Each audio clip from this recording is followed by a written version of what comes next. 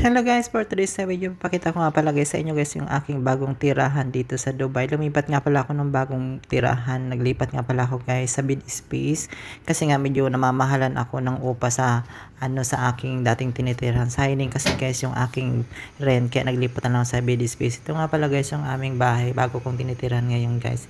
Ito yung aming CR guys. Ayan, sa dami naka-imbak na tubig kasi nga sobrang init pag diretso sa shower.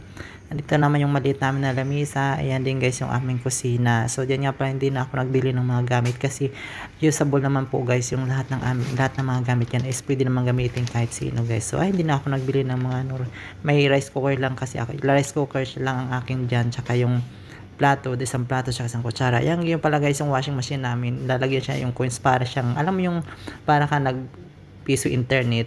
At yan nga pala guys yung aming kwarto guys. Ayan. Siyam nga pala kami nakatira dyan guys sa room na yan. At ito nga pala yung aking aparador. Libreng aparador pag sa baba ka nakatira guys dito sa Dubai. So ayan na nga guys yung bed namin. Yan mga kortina lang siya.